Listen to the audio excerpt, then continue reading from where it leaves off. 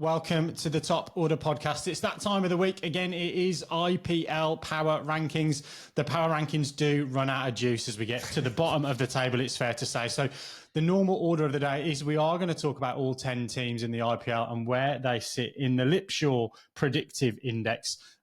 Spoiler alert, there's a couple that don't sit on the index anymore. All coming up on the Top Order podcast. Stay tuned. Well, and then there were three. It is Messrs Baldwin, Binks and Lipshaw this week on the Power Rankings. This is the never-ending tournament. And look, I guess we'll talk a little bit about where we're up to, but 11 games in, the majority of the teams, Rajasthan and Sunrise, are still on 10 games, which I think obviously benefits both of them in terms of their future chances for the tournament. Rajasthan sitting at second in the table and Sunrise is fourth at the moment, courtesy of a higher net run rate than Lucknow.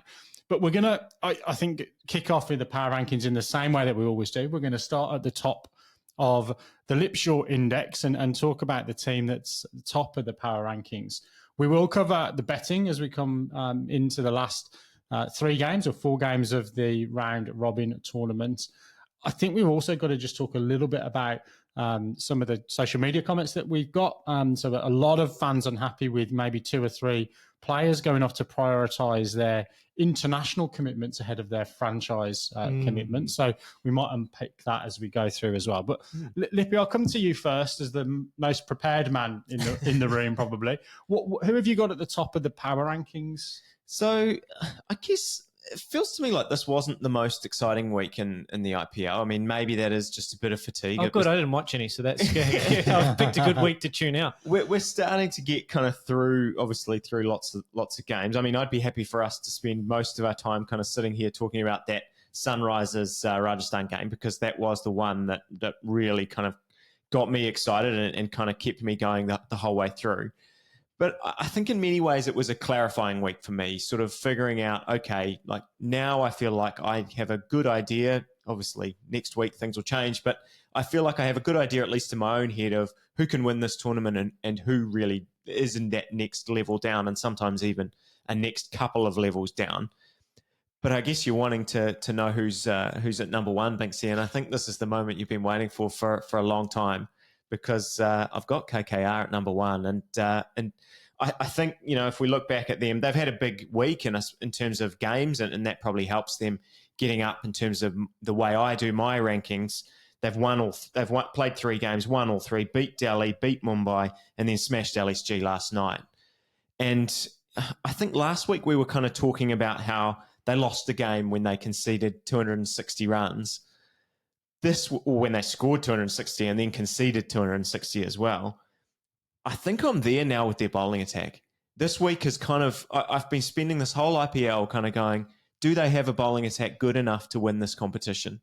And I think I'm there now, and largely because of the way Chakravarthy's kind of come into these last few games. I talked about him a little bit last week, but I love the way that he's sort of starting to beat people in flight. He's very much a bowler that often can just be skidding it through, or lots of different variations. But he's if people are kind of picking his variations, he suddenly doesn't seem that threatening.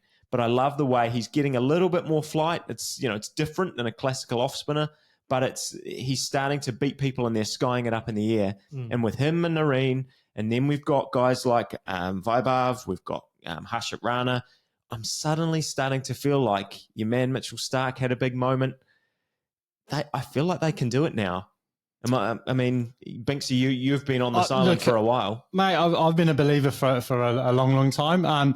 But yeah, I think that the impressive thing about him, and it seems really strange to say this, he hasn't gone above 10 and over at any point in this IPL. So, from an economy rate perspective, he's been there and thereabouts. He's picked up wickets in the last 3 or 4 games and, was has been relatively consistent all the way through the tournament. I think as well, I saw a stat the other day. I think, I don't know whether this was just from the KKR social media and from their perspective, but Sunil Narine and Andre Russell now tied at the top of the table in terms of most man of the match performances for the KKR at 15 apiece. And I think we've seen those performances from, some big players for them throughout the course of the tournament. Phil Salt's had a pretty good tournament. Dre Russ had a good tournament. Rinku's had a good tournament. Chakravarty's had a good tournament. Well, I think Rinku's actually had a quiet tournament, but because of the way he hasn't really been needed. He hasn't been getting needed, like 16 off 7. But he's had the impact that you would have wanted to see from him. So I think the question marks for me really now are, they are going to lose Phil Salt from that team because he's going to go off. So they've got to kind of probably bring in, something that's, a like for like comparison for a guy that's got 6 scores out of 10 games is going to be a pretty difficult thing to replace, you'd suggest. But no arguments from me in terms of and a really emphatic win. Was it last night against the Sunrisers? They're in a LSG. LSG. So they're in a pretty good spot. But we are coming into playoffs, so they are hopefully, from their perspective, going to get 2 bites of the cherry in the Dominator and the Baconator. But if not, we're playing knockout cricket, and I think we talked about that in the World Cup, didn't we? India went 10 out of 10 on their road to the final and got pipped at the post by they who shall not be named, the Voldemort of cricket. So look, really, really pleased with where my boys are at. Yes, absolutely. His boys. I know. In fairness, they've been his boys all tournament. In fairness, it's not. This is not a bandwagon thing. Binksy's been on them since the start, and they are starting to rise to the top. The thing that I think is going to be super interesting is the rematch against the Royals in their last pool game. That is when we're really, I think, going to find out whether or not either side foxes and hides a little bit. Yeah, I wonder if those two are both qualified at that point, both top 2 qualifiers at that point, and we kind of get to, what they decide to do will be fascinating. Well, I guess it depends whether there's if they've got to play that game and it's on the line in terms of who finishes top and gets obviously the mulligan, then of course I don't think we will see that. But if 1 and 2 are decided, I think we might see a bit of resting. And I think that's interesting from KKR's point of view because they lost to Rajasthan in already in pool play, and mentally I wouldn't want to concede a game to go 0-2 against a team that I think that I'm going to meet in the final. I would want to be able to, if I could, put a statement marker down to that other team to go, we beat you last start out, boys. You're only as good as your last game. So I don't know what the strategy is going to be. Smarter minds than ours are going to be working through that process. But for now, for KKR, it's got to be taking care of business against Mumbai, taking care of business against Gujarat, and putting yourselves in the shop window for the finals. And when I say take care of business, I mean win and don't risk injury if you don't need to. Yeah. And look, I mean, I think coming back to that point that I made at the start, that the fact that they've bowled Delhi out for 150, they've restricted Delhi to 153, Mumbai was 145, LSG was 137. So, that bowling attack really is coming to its own. That ball that Vaibhav bowled to Shea Hope was just an absolute cracker. Mitchell Starc, I think, having that moment against Mumbai, gets hit for 6 by Tim David, then actually comes back, gets the 3 wickets, and suddenly, he could see him roaring. It means a lot to him. Yeah, and I think you can see it because he's had those other moments where he's bowled, massive wides, or he's had some really bad moments in this tournament. And if he can start to find something, those other young players that are around him, I think are really, really crucial. I did say we probably focus a little bit more on the top teams this week and on not so much on the lesser teams. And just before we finish on KKR, this is probably more of an existential kind of question about T20 cricket. But watching Sunil Narine, obviously he's been fantastic in this tournament with ball and with bat. And I think the bat is where he's getting the most, the most plaudits.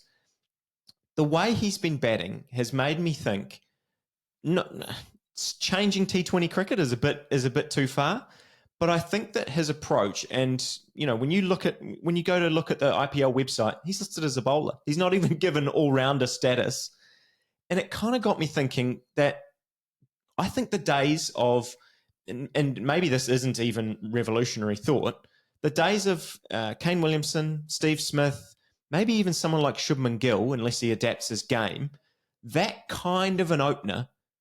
We might be done. The caveat I would have And you can add Joe Root to that list as well, who's not at the tournament either and who's not played T20 for a long time. The caveat is that I don't think until we get to the end of this and someone goes and does the big cricket info piece with all of the stats, that we will understand the impact of the impact player rule. And the impact of the impact player rule, for me, is somewhere in the region of 20 to 30 runs per innings and has given you a mulligan in your top 7. Yep, 100%. There's very few teams that have used a bowler as their impact player. It's predominantly been a batter to get you out of the poop or a batter to keep the momentum going in an innings. So I think... Or you bowl first and then you bring in your batter. Yeah. So Sunil Narine, I think, has had that luxury of, they've had that ability. What I think has really set him apart, though, is the other rule that's come into this tournament is the 2 bouncers per over. And if you are not equipped to deal with that at the top of the order, you've got found out, I think. And there's plenty of players, if we go back even in relatively recent history, Michael Bevan famously wasn't a great short ball player, didn't succeed at Test cricket. For that reason. Arguably for that reason. Sunil Narine, I think, has grown up in a cricketing culture where there's always been good fast bowlers. And therefore, he has been able to adapt and play the short ball when it's been bowled at him. And then clearly he's got the ability to get that front leg out of the way and just smash the ball through the line. So I don't disagree with you, that it sets an alarm bell ringing, I think, for some of the players that you've mentioned. But I also think we've got to look at what the impact of that impact player rule has been on the tournament and the format. There's going to be so much to unpack after this IPL in terms of trends around batting and entertainment value. The key commentary pieces that are starting to emerge are Sam Curran's comments as captain of the Punjab Kings this week, where he said that cricket is becoming like baseball. Ian Chappell wrote a really interesting info piece on Cricinfo today around the comparison between his perception of growing up playing baseball and what he feels modern T20 cricket is like. You don't face many balls nowadays. You've got to try and hit every ball out of the park. What is the value in terms of fielding? If, as per his quote, all you're doing is returning the ball back to the bowler after it goes into the crowd. So all of this stuff is worth unpacking at the end of this season. But there's no doubt that the impact player has had a substantial change in the way teams approach batting in this tournament. Yeah, and I think what'll be even more fascinating as we go from this IPL then to go to a World Cup. And some of the players we've just talked about, Steve Smith was picked, you could say, above Jake Fraser-McGurk. Kane Williamson is going to be a fixture in that New Zealand side. And, at the expense of, someone like Colin Munro, although, similar kind of player, Tim Seifert, someone like that who's maybe a more explosive player. So I don't think Smith's in the World Cup squad for Australia. Yeah. Is he? No, sorry. Smith isn't. So Smith's not. Smith missed out. Sorry. McGurk missed out. McGurk missed out as well. Yeah. Sorry. Yeah. Okay. Well, 13 minutes in and we're not past team That's one. That's all right. Yet. There's a couple that we're going to whiz through, so don't worry. I really hope we're going for my other boys second. We are. The Rajasthan Royals have been fantastic. And look, I don't know that there's too much to talk about with them because probably a lot of the stuff that we'll talk about, because, they only played one game, reasonably quiet week for them. Just the loss to the Sunrisers, which, as I said before, brilliant game. Overall, I think there's still a lot of positives to take out of that game. They kept Sunrisers very quiet early on, which sides, unless they have picked up wickets, have really struggled to do. Sunrisers were halfway through the 9th over at 50 for 2, which is, very, very quiet for a Sunrisers side. Travis Head was only on 27 off 27. Things changed a little bit since then. But then they end up conceding 200. They lose 2 wickets in the first over. Jaiswal and Parag kind of put them back in the partnership. And, the game kind of seesawed a bit from then. But I think even though you've lost that game, you're kind of happy that you're still, as we've talked about this whole IPL, you're still getting contributions from loads and loads of different people, and you're still sitting pretty at the top of that table. Yeah, look, absolutely. And look, I'd like to think I've been pretty consistent. These have been my 2 teams all the way through our podcast, and I haven't had a massive amount to shout about. So we're probably going to both go through into the playoff stages, and then CSK are going to come through and win it, aren't they? But yeah, I think that the key thing for me, Ryan Parag came out of the gates really, really well in the tournament.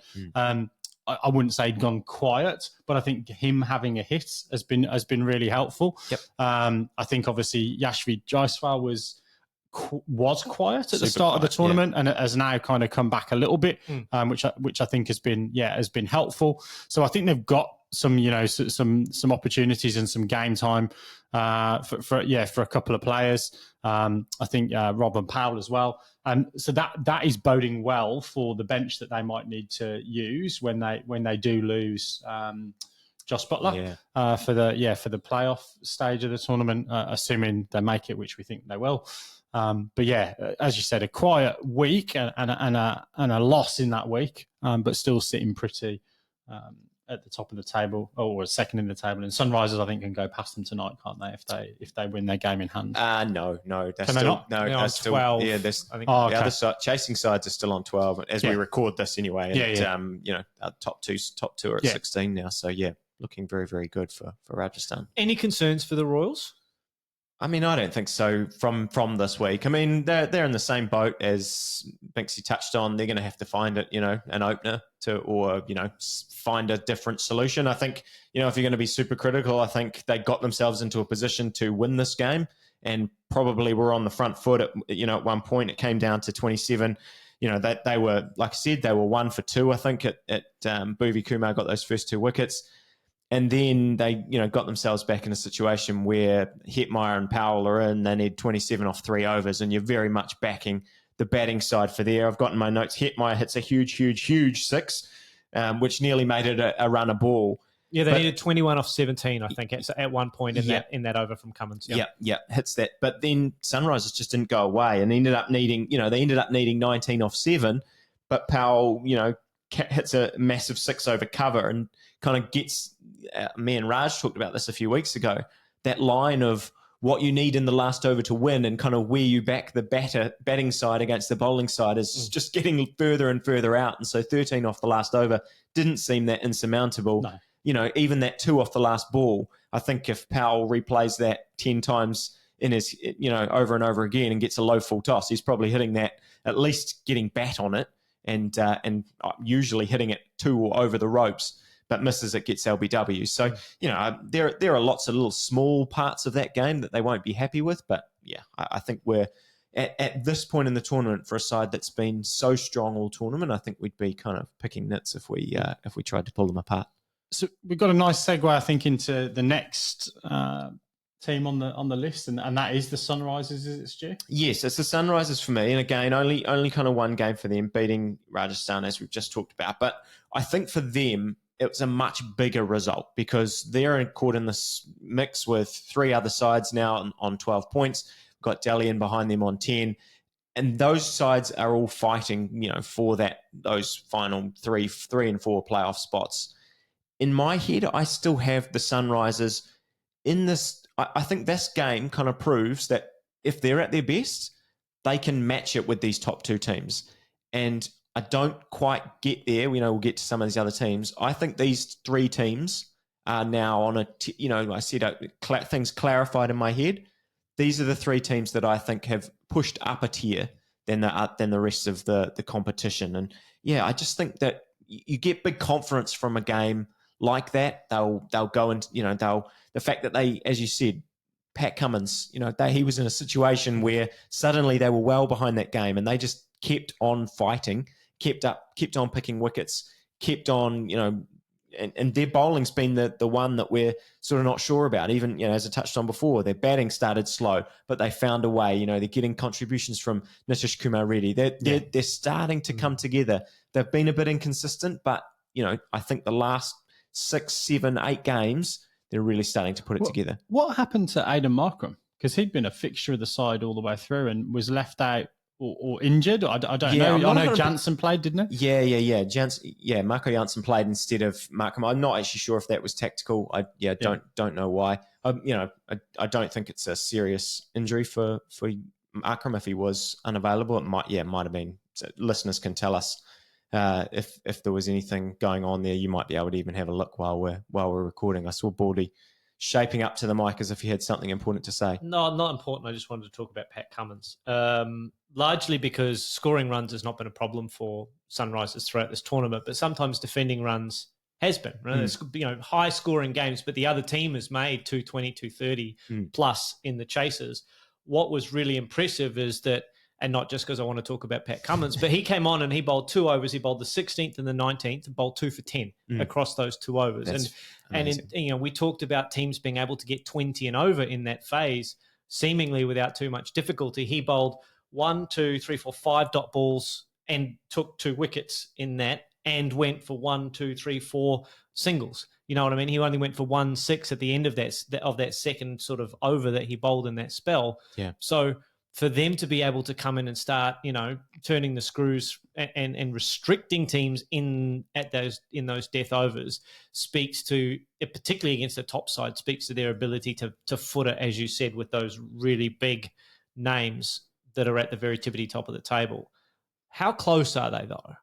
Are they in that same tier, Stu, or are they kind of, KKR and Rajasthan are kind of tier 1 and these guys are like 1A? It's like, how close are they really? Yeah, I think that's probably a fair way to put it, that 1A. And in my own estimations, I do think the fact that these other top 2 sides that we've just talked about going to lose very, very influential players potentially for those playoffs. And yeah, I'm trying to think. I don't think the Sunrisers do really in terms of who is going to be there. I think the Sunrisers as well. Last week we talked a bit about how it still feels that they are relatively reliant on that opening partnership in terms of at least getting them a platform for some of these other guys to go. I think it's really, really crucial that Nitish Kumar Reddy has become more, he's been getting consistent runs now the last few games rather than just, contributing once off. I think it's fantastic that Bhuvi Kumar kind of had a bit of a moment in this game. That ball that skittled Sanju Samson, to rip out two wickets in that first over, to nick off Jaiswal, to nick off Butler. I think he's got saw something. He's got a fantastic record against Butler, kind of very, which obviously maybe won't be relevant in the playoffs, but that's huge that he gets that wicket. Yeah. Brilliant ball to get Samson and then comes back and wins it. And I do think those moments, like I said with Stark, they give you, as a bowler, they give you huge confidence to kind of go, okay, I was in this position and I delivered. Because there are so many other times when, as a bowler at the moment, particularly, you're in those moments where there's 20 off the over and you're having to go, please don't hit me for 6 off this last ball to lose the game. And look, that's where the mental strength of guys who have played plenty of international and franchise cricket, they are probably going to be able to have that, the Ted Lasso memory like a goldfish. It's the happiest animal in the world. I think the interesting thing for me, you talk about moments. Mumbai Indians have got a lot of influence on a couple of moments in this. They play Sunrisers tonight, and then they also play the LSG as well. So that they could have a pretty decent impact in a way. Obviously, if you're the Sunrisers and if you're Lucknow, you're probably saying, well, it's in our hands to beat the team that's bottom of the table. Yeah. But they've got the potential to be a bit of a wounded giant, haven't they? Yep. So do the Titans. So yeah, absolutely. So I think that, that's going to be key to how this sort of fourth. I think that's what we're talking about, right? I think 3, 4, 5. Yeah, 3, 4, 5. You'd probably rather be the Sunrisers right now because they have got that game in hand to get up to 14 points, and they would be third outright with that. It's a big couple of days for them because like overnight they play Mumbai, as you said. Yeah. And then on Wednesday, so, really short sort of turnaround, they play against LSG, and that game feels big.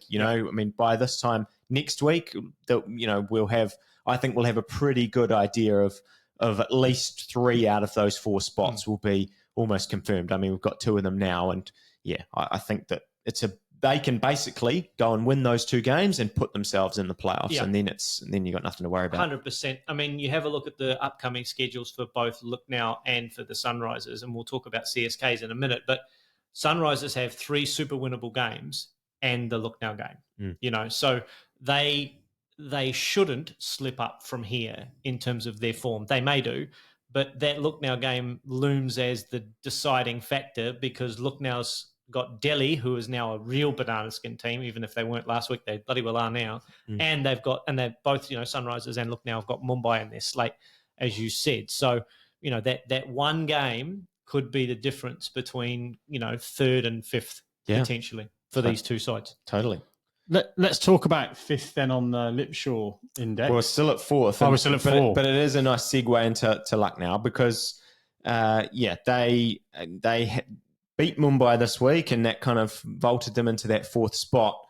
But then absolutely pumped by KKR overnight and obviously a big hit to their net run rate, which, could prove crucial at this point. And as I said before, I think this is where we start to see a drop-off in terms of where the teams that can actually say, we can go out and win this tournament. I sort of still stand by my comments that I've been making all season that they are not quite title winners in the way I see things. And I don't know that they actually have too much more to sort of cover about them. They are a side that is difficult. I think it's really sad, I think, for the tournament and for Indian cricket, I'm sure, and for certainly for neutral viewers, that Mayank Yadav came back this week after a bit of an injury and now looks like he's re-injured himself and is out for probably the rest of the tournament. Was such an excitement that he brought to every game that he was playing. And it's just a shame that he's not there. Baldy, we touched a little bit on Stoinis last week. He, obviously was coming off 100. I think,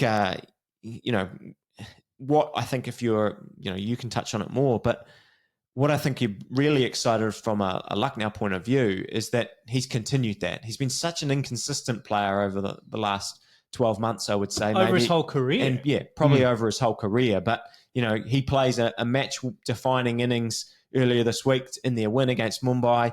They got pumped by KKR, but he's now opening the bowling. He's still, scored a few runs last night. Kind of him and KL Rahul had them going for the brief time that they were in that game with the bat. So, how are you feeling about him and what we're looking ahead to for how he can... Because I think someone like him is their best chance to winning a tournament like this. He's going to have to score runs in the semi-final and the final, I think, if they're going to win. I really like that they're starting to use him more as a bowler early on in the innings when the ball does swing. Marcus Stoinis can swing the ball. We've seen him open the bowling for Australia in T20s and bowl maybe one over in that early power play to see if he can swing the ball. So I really like that as a tactical move for LSG. Is it going to make a difference for them in the semi-final? Maybe. But, for him personally, him scoring 124, then 62, then 36 off not many has really justified, I think, his selection in the Australian World Cup team over a guy like Jake Fraser-McGurk, because I think there would be a lot of casual fans who would look at the run that McGurk went on and go, well, he has to be a lock for I thought he'd done enough, yeah. I mean, I think a lot of people had thought he'd done enough, but the Australian selectors have said, well, we're going to select Marsh, Warner and Travis Head at the top of the order. Yeah. So there isn't really a spot at the top of the order there. We can only carry one really extra batter because we've decided to select Ashton Agar as our second spinner. So that's going to be keeper batter Josh Inglis. Yeah. And we've decided that all-rounders, despite what the IPL is telling us, is still important. So we're going to select Stoinis and Marsh and Green. It's really where he bats in the order, right? He only covers that probably one position based on his IPL form and impact on the tournament. And unfortunately for him, he's only 22, and we're getting off topic here, but he's only 22, which means he's not played a lot of cricket outside his comfort zone, right? But Stoinis now has made runs at 3, he's made runs at 4. He could potentially bat at 5 or 6 for Australia, so he's a little bit more versatile. He's made runs at the right time, and he's got not his team, but the team he plays for are doing well at the moment, which I think also bodes well for him going forward. I think, Stu, you're a little bit quick to be writing them off, is my view. They've clearly got a massive game against Sunrisers. They could look, but that isn't writing them off in terms. I think they are a decent, obviously a very decent chance of making the playoffs. I just think there's a step down. I agree when you kind of look at it on paper and you look at some of the other teams that we've talked about and we will talk about, I think. But from purely, if you're just looking at this on the table, really big game against Sunrisers, decent run in for them. They play Mumbai again, and I think Delhi Capitals. So then, as Baldy said, I think you probably don't need 2 performances out of someone like a Stoinis. You might need 1 performance, and then someone else, one from KL Rahul. So I think they're probably they are more in it, I think, than some of the other teams that we're going to talk about for sure. But where are we going next, Stu? We are going to CSK, and they're a side that I've been battling with. It feels like I've been battling with this whole tournament in terms of where they are in my estimations. And I think you could argue that they've had a mixed week because they've lost to Punjab earlier in the week. Then they did bounce back, won last night, reasonably nice win, back up to 3rd on the table because of a good net run rate. But I'm not feeling great about where they are. I mean, just things are starting to go wrong for them. They had a run of games that we thought, okay, they'll like rattle off 3 or 4 wins now. I think you want to be beating the Punjab Kings both of those 2 games. They've lost Mustafizur to international duty. Deepak Chahar's injured. Patirana, who is crucial in my eyes to how their bowling attack kind of lines up. It looks like he's gone back to Sri Lanka, I think, with a hamstring injury. Maybe is, I don't know what that means. Maybe is out for the tournament. Hamstrings are, not. Yeah. They don't tend to be like, oh, I'm fine now. They tend to kind of drag on. You're probably not going to risk him in the playoffs. So Not if Sri Lanka won't want Sri Lanka's not going to want to. He's going to be a crucial player for their T20 World Cup hopes. So, what it's meant finally is that we got a Mitchell Santner sighting, which brought a lot of joy to my eyes. Free Mitchell Santner. The quicker he can get out of CSK in terms of actually getting more opportunity for the IPL would be great. For him. Yes, for him. I love CSK. CSK New Zealand. We're all on board with CSK, but I think he's stuck. He's just been stuck behind Ravi Jadeja for so long in terms of the roles that they play. But they're down to now having to play him, having to sort of battle. Deshpande came back. But look, we're down to kind of Samajit Singh, Mukesh Chowdhury. We're down to, Richard Gleeson, for example. Nothing as a replacement. Nothing against him. Nothing bad said about Richard Gleeson. Nothing against him, but I think what I'm saying is that we're down to numbers 6, 7 in your depth chart, whereas some of these other sides have got your top bowlers and your top players on the pitch, and they're just not kind of delivering the results I want. And now the injuries are piling up, so I'm starting to get a bit worried about CSK. Yeah, Richard Gleeson, mate.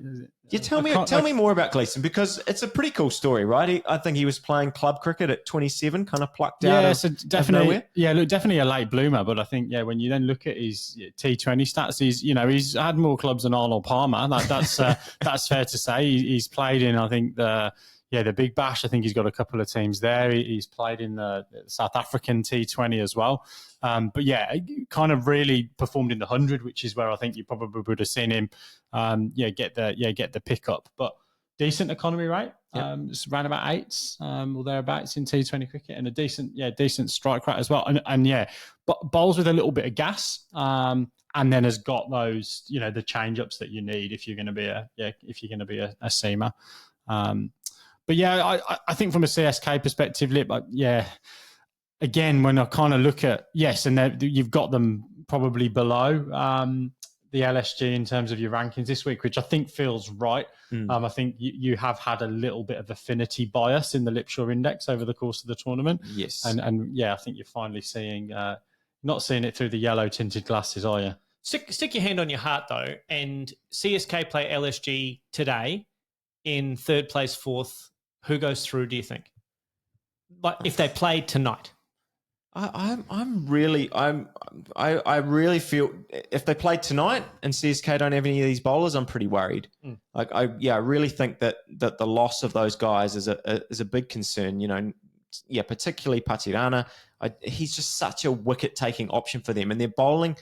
I mean, obviously they ended up getting a bunch of wickets against Punjab. Ravi Jadeja picked up wickets. Santner kept them quite early on, but their side, I think how their bowling attack has struggled this year is not being able to take wickets. They're relatively, decent economy rates. They're solidish bowlers, but they, against these top sides, if you don't take wickets up front, they just rip you to shreds. And Can I just throw what might be a conspiracy theory in? I'm looking at the the fixtures here, it looks like they play back-to-back games, 11th and 12th of May. That cannot be right. Schedules don't lie, Adam. Don't know. Well, I'll tell you what, if that's true... That's tough, though, eh?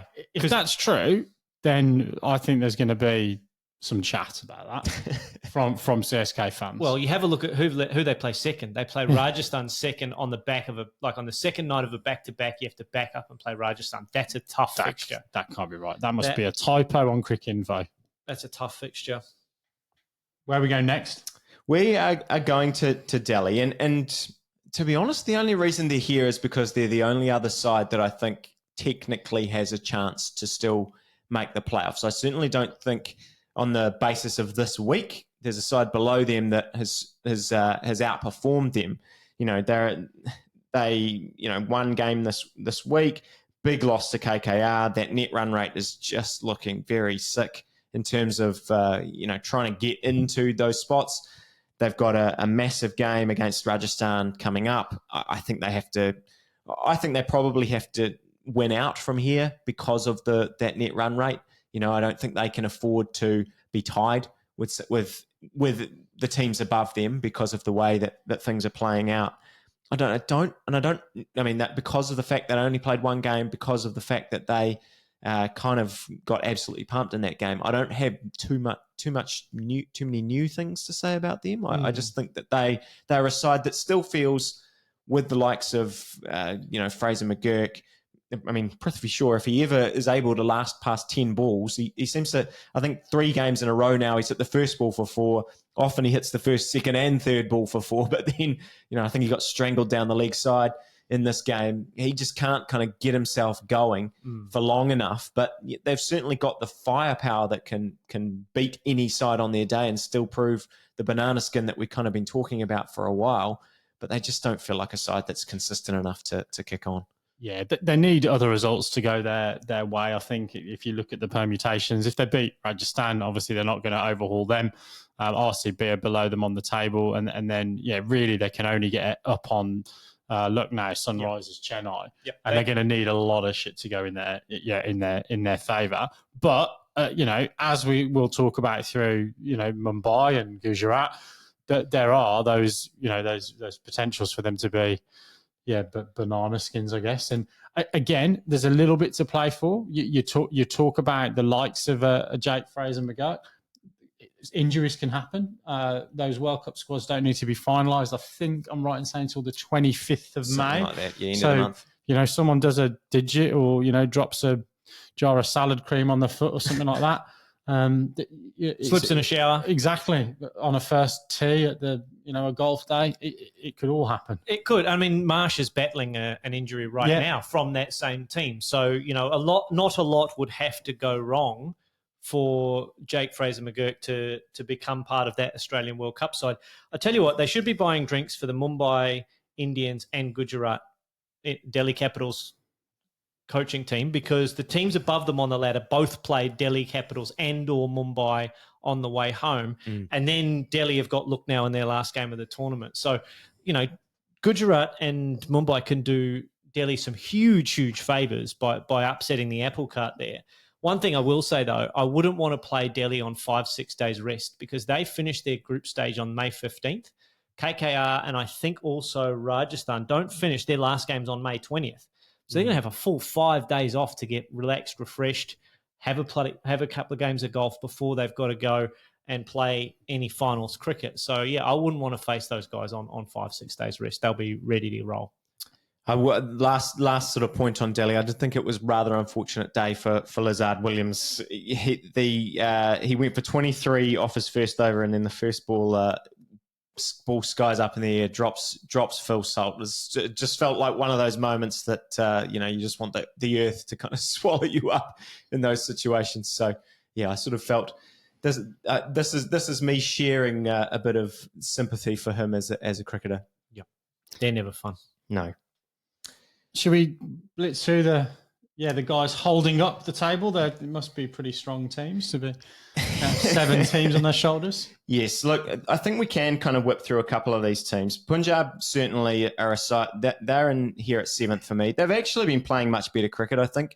out of, I've got I've got RCB is who I've got. I've just turned the wrong page. I was going to say, because RCB have won 3 on the trot, and they haven't been able to win a game all season. RCB is the side that that actually is starting to perform and starting to become that team that you don't want to play. Comfortable win against Gujarat. That horror start to the season, as you say, you just do not want to play them right now. And obviously, look, everyone loves watching Virat and Faf score runs, but I've actually loved watching Mohammed Siraj come back to form in these last couple of games. He's someone I've always enjoyed watching. I've seen a spinner. I much prefer watching spin, but Siraj, I don't know, just has something about him. He plays with a passion when he runs into bowl. Plays with his heart on his sleeve, as Baldy's kind of signing to me right now. And it's he you made jokes earlier on in the season, Binksy, about him getting having to sit on the sidelines because he had a sore neck looking up into the stands, and that's how it was going for him, for RCB in general. But he's been fantastic the last couple of games, and I mean it certainly bodes well for India looking forward to this T20 World Cup, because Jasprit needs some help, obviously, in the seam bowling department. They've got Arshdeep Singh as well, kind of in that mix too. But having a healthy and rearing to go Mohammed Siraj has certainly kind of transformed this RCB. And suddenly they look like a side that can actually, take some wickets up front. I think they had GT, 19 for 3 in that game. And we've talked a hell of a lot about their bowling throughout the course of the tournament, haven't they? And most of it's been negative. Yeah, and what they've needed to do.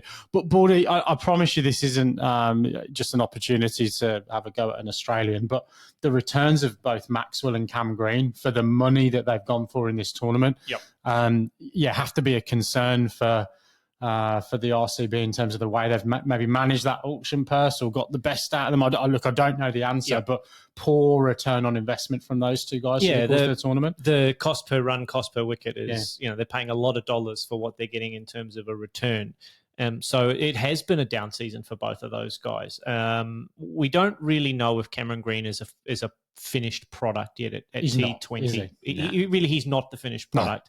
No. Has I don't think he's mounds of potential. But what's his role? What do you think his role is? I think that's where I've struggled with him, because obviously he's an all-rounder, so he can contribute with bat and ball, but more with the bat. But where with the ball also? Where does he bowl, right? In terms of, does he bowl in the power play? Does he swing the ball early doors? What's he bowl in Test cricket? He bowls pretty good channel, 5-6 stump, and maybe nibbles it about a bit. Is that an effective T20 bowling length? Maybe it is, maybe it isn't. So like I say, from a bowling perspective in particular, he's not the finished product yet. We've seen what he can do with the bat in terms of that 100 that he got for Mumbai to get them into the playoffs last year. It was a huge, huge moment for him. But again, he's not the finished product. And I think he suffers from being shuffled up and down the order a little bit when teams are trying to find the best place to deploy his $3 million contract, right? And you've got guys that around him that maybe are underperforming a little bit in terms of, Maxwell or Patidar or whoever it is. And so he's also then trying to plug gaps, but he's only got one game to do it, because if he doesn't perform at 4, he'll get dropped down to 6, or then he'll get thrown up to 3 and all that kind of stuff. For me, I think his best position probably is at number 3. I don't think he's a great middle innings fixer number 4 in the way that some of these other guys are. And I don't know yet whether he's a tremendous finisher in the way that some of the guys from Punjab Kings are tremendous finishers, for example. So we haven't seen the best of him yet. And unfortunately, the experimentation that's happened around where he's batted in the order this year has meant that is part of the reason why he's underperformed, because he hasn't got any consistency. But he's also not stepped up and delivered match-winning performances often enough to get these guys anywhere near within a sniff of the playoffs, even though they've won 3 on the bounce. Yeah, I think he's a fantastic cricketer, and I think he's going to be a 3-format player over the course of his career. But I just think he's one of those more traditional guys that's going to take a little while, probably until he gives up a format, to be, really earning the coin that he needs to. He's only played 40 odd T20s in his career, and that's not a lot in the context of some of these guys that have played 300, 400, 500 of them. And as you say, Baldy, in the middle order, that's where you really need that experience of what you're doing in that situation. If you're at the top of the order, it's a little bit different. You're just going out you're just bashing. He's a better player than that. But yeah, I don't think I've found his role with bat or ball yet. It'll be a while before I think we really land on what's most effective for him. And, from an Australian perspective, there aren't going to be that many opportunities for him to open the batting going forward, I don't think, because Australia, even without David Warner, have got 3, maybe 4 guys at the top of the order that would lock themselves in ahead of him. Last final point on RCB, and I don't think. I was going to say Virat Kohli doesn't need any more praise because he gets a lot, but he also gets a lot of criticism. I circling back to that point of traditional openers and things like that. I do think Kohli deserves some credit for the way he's been able to develop his game. I think Raj and I maybe even last week on the podcast, we talked about I think he scored 51 off 43 at one point, one of the games, forget against who, and that seemed a bit slow. But I think, if you look at his record over the last couple of seasons, he's averaging, his strike rate was 140 last season, it's up to 148 now this season. And the way he's going about things, he's playing more aggressive shots and he's trying to utilize that power play. He does, once he gets through the power play, he still kind of knocks it around a bit more maybe than some people might like. But the way he's been able to develop his game, I do think he deserves some credit for. Yeah, absolutely. And it'll be fascinating to see whether or not he is the first choice or one of the first choice openers for India come World Cup time. I don't even think this is That's not even a... I don't think it's even a question. The guy's got 7 scores in 10 games. Yeah, he's been fantastic. They might do something crazy. Only Phil Salt is better. There you go. Fair enough. Right, it's at Punjab now. I don't know. You got the list. Yeah, I think it is Punjab now. Your list and you're holding it. And there's not a huge amount to say about them, apart from, as I say, that they've played CSK. We talked about those 2 games. I think that they're a side that, as I said, started to play a bit better. And I think that largely that's down to a lot of the guys that we've talked about all season in terms of their batting, and like the guys like Prabh Simran and Shashank Singh. I think they've actually, as much as they've struggled in this tournament, I think they've kind of found a nice core of local players that I think they can kind of go ahead with in terms of, those guys, there's Ashutosh. Yeah. And particularly this week, the spinners have stood out, and especially Rahul Chahar. He's taken 3 wickets in the last couple of games. I think there's certainly that first game when CSK were trying to really get going. Dhoni was in. I've been pumping up the Dhoni batting case all year, but this week was not a good case and not a good example of him for this. Yeah, had to have to quieten that down a little bit. No, that was for me.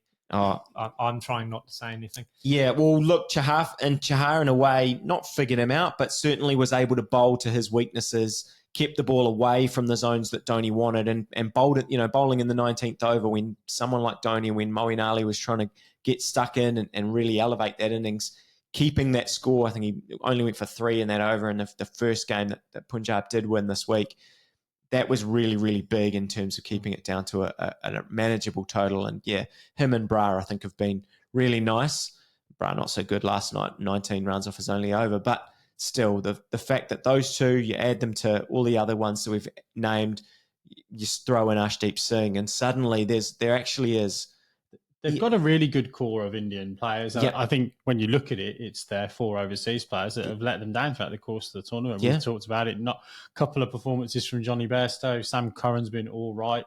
Rabada's been hot and cold. Yeah. Riley Russo. So that's really where they've struggled. I think is probably getting the value for money out of their overseas players, which has hurt them as much as it's probably hurt. To an extent, who were we just talking about? Delhi. I feel like for these guys, they feel like a really, really good like League One football team. I don't follow football a lot, but they don't have any superstar local players. They've kind of got a group of core players that are all playing really, really well together. If you add a superstar player, no Dhawan in for a while, even an overseas, even a superstar overseas, you put Josh Butler in that side, and all of a sudden it looks like a really, really different cricket team. You know what I mean? The auction can't come quick enough for these guys to refresh, I think, some of their overseas contingent, maybe even just one or two. Well, that kind of backs up your point, I think, isn't it? Because Bairstow, I think you'd say 2 years ago, Bairstow and Rabada were those ones, right? With the ball, you wouldn't want, too many other people than Rabada, and same with Johnny Bairstow. And 100%. Yes, it just hasn't happened for them. Yep. So 7 losses in their last 7 games. Where are we going next? Because it's one of these two teams right down the bottom. Yeah, Gujarat Titans I've got above Mumbai, but that's only because they're higher than them on the ladder. Both sides, I think, are struggling to the same level. Gujarat, I don't even know that there's too much more to talk about with them, because they lost to RCB and they're just not looking like a side with any firepower at all. They were 23 for 3 after the power play in that RCB game. Saha, Sai Sudarshan, Shubman Gill all in the sheds. Miller and Shahrukh Khan put on a bit of a partnership, kind of gave it some respectability to Atia as well, but they're just not getting close enough, and it's just been a super disappointing campaign. Unless you guys have anything to add, it just hasn't been good for them, and they've kind of got 3 games to, I guess, pride. For pride and for some individuals to get a little bit of form for some of those people going into the World Cup, get a bit of, try and get their positions for next year. Yeah, and look, you've seen them do that a little bit. Josh Little, I think, came in for this last game cool. And did enjoyed well. That. And we talked about Noor Ahmed, didn't we? So again, nice to see him get some game time, but there's not a massive amount to write home about, is there? And there's an expansion at some point as well to 12 teams. So look, that's got to be a conversation that we have about. Is there? I think so. Yeah, maybe. I think they're talking about listeners and viewers. I'm pretty sure there's further expansion of the IPL planned. So it'd be interesting to see how that talent kind of spreads if that's the case. We're going to talk about Mumbai. Anything to talk about on Mumbai? I don't know. I mean, the thing with Mumbai, I suppose, is that they've had 2 games, 2 more losses. This time, LSG, KKR. I guess on paper, those are not horrendous teams to lose to. 2 of the sides that are in the conversations for the playoffs, but they've just gone off the rails big time, right? They find themselves rooted to the ladder, and we've been talking about their bowlers struggling all season. This time it was the batters. Now the batters are struggling as well since they've named the World Cup squad. Some of those batters have fallen off a little bit as well. Sky actually at least put a bit of respectability into the KKR game. They were 70 for 6 at that point, and then Sky actually starts playing some brilliant shots and gets them up to a somewhat respectable total. But I guess the thing that probably I'm wondering the most out of them is where has Thushara been all season? It's bizarre to me that it's taken us this long to see him. He's not. I'm not saying he's the difference, and he would have changed the course of things for Mumbai. But when you watch him bowl, and then you watch and you think about some of the players that they've had, even nothing against Quena Mapaka because he's 17 years old.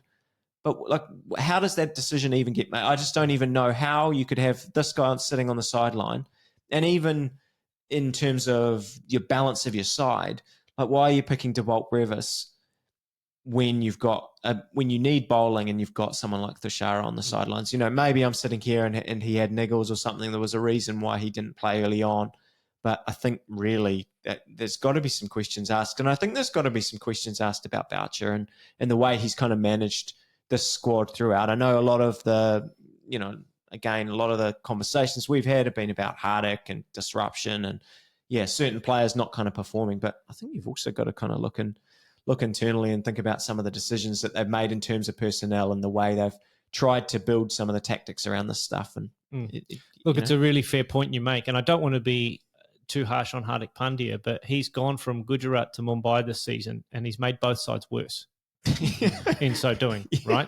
Looks like it. From a results on the field point of view, he's made both sides worse. Gujarat were great under Hardik. Mumbai are last on the table. Gujarat are only just above them on the table. So if you have a look, if your record is your record, it hasn't been a good year for Hardik Pandya fans or Mumbai fans, because they have just not had a great season. And as you say now, the bowling was a weakness. It's starting to look like it's not as bad as first thought when we made a couple of adjustments, but it's taken them 11 games to find that. They still haven't found the right balance of their batting on a consistent basis. They've got names all up and down their batting lineup. Should be better. They should be better. We thought they would be better. I think everyone thought they would be better at the start of this tournament, and they've had a disappointing year by their standards, by their fan standards, and I would almost certainly say by their owners' standards. So at the end of the year, who knows what's going to go on in that retrospective? Yeah. I guess the interesting thing is they're trying to build this infrastructure globally, aren't they, with teams all over the world. But where you've got a rule where you're only going to play 4 overseas players, that kind of, it means that you're not doing what some of the football teams do when they're trying to build that sort of franchise. I'm talking about the Man Cities of this world, the Chelseas of this world, who have invested money in other countries. Yeah. They can do that to an extent in terms of having a franchise, but it's not really going to help with player ID from on a global basis. Is it? You might find a up and coming all rounder that's one of your 4, but it's not like you can pick them all. It's not like not unless the local Indian players start to transition around the world as well. Yeah, I see what you're saying. So I think it'd be interesting to see what that infrastructure looks like, because it might be that the owners are actually sitting in the background going, do you know what? This is about a dynasty. This is about a global franchise and a product and something that's recognizable, and we want to build it in that way so that we're successful in the Dubai T10, we're successful in the South African T20, we're going to buy 100 team at some point. So it'd be interesting to see maybe where that might be where they're Malwina, Brevis kind of investment. They have, certainly Brevis, they've invested in him in terms of giving him game time for quite a long time now. And that's where I think having those young players, the young 17-year-olds of the world, the 18 to 22-year-olds, and going, actually, we're going to have you in our squad for the IPL. You might only play one game, but now we're going to contract you and you're going to go and play in South Africa and Dubai and the West Indies.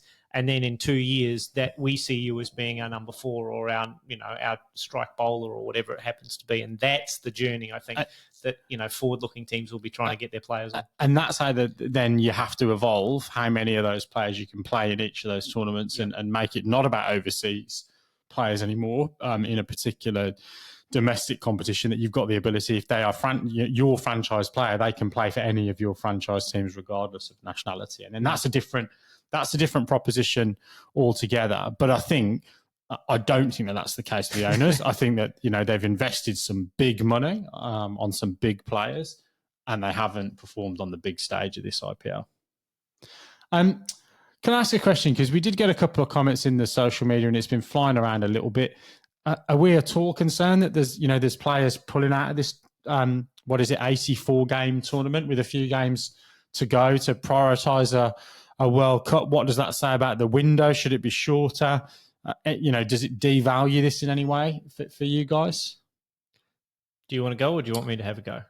Look, I mean, I think it's a bit weird, personally, that there's supposed to be an IPL window. Why is Bangladesh playing, a month long of international fixtures in terms of, thinking about Mustafizur? Maybe that's, I do think that's a bit strange, why that is happening.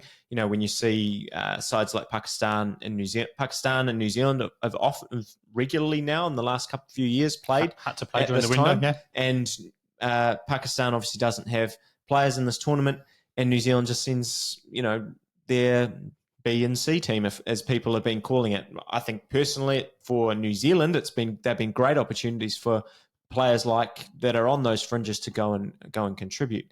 Now I'm getting off track and answering your question. I think it's just something that teams have to deal with. They know that this situation is going to happen. They, for Phil Salt, for example, they've obviously decided that's fine. We're happy to. They could have picked KKR. Could have gone, okay, well, you're not going to be here at the business end. We want to invest in Gurbaz and make him our opener and put him in throughout the whole time. They've gone, Phil Salt, you're too good and too valuable. It is interesting to me that teams, and I guess that England squad hasn't been picked yet, has it for that not for the World Cup, obviously, but hasn't been picked for Pakistan. No, they've said it's the same squad as the provisional World Cup squad. Yeah. Okay. It is interesting to me that those guys aren't.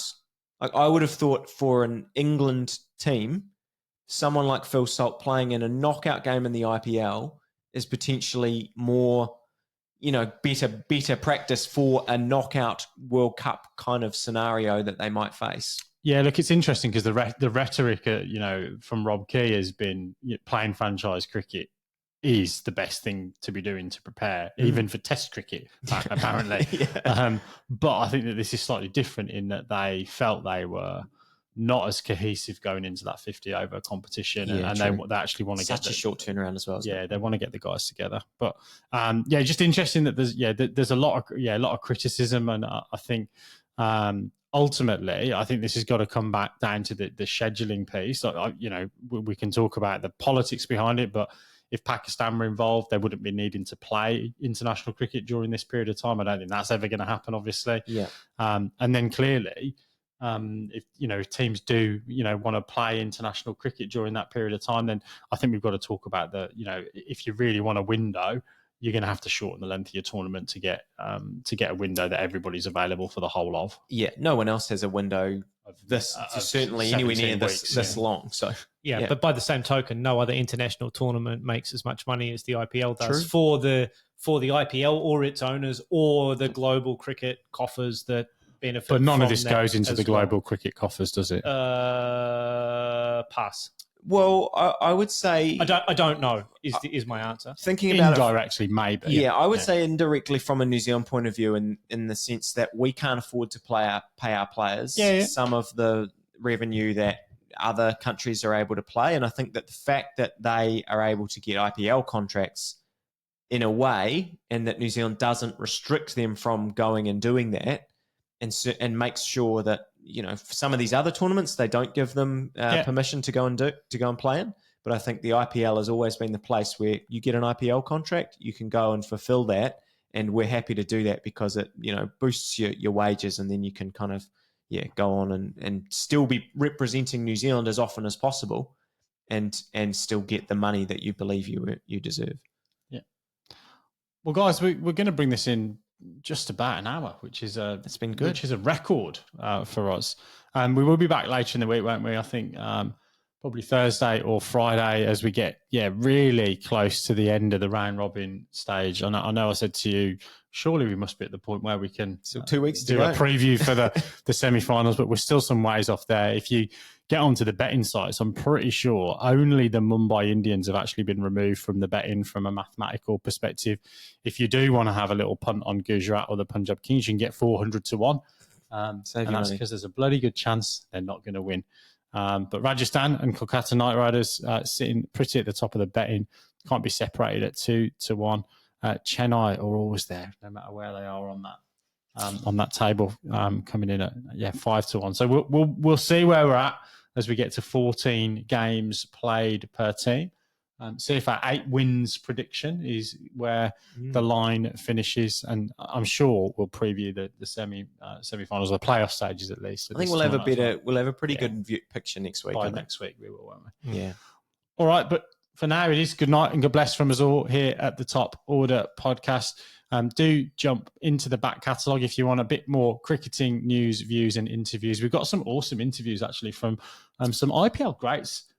Mike Hussey, go and watch the Mike Hussey episode, an hour with an Australian genius, and I won't say that too often in the same sentence. But for now, it is good night. Just there.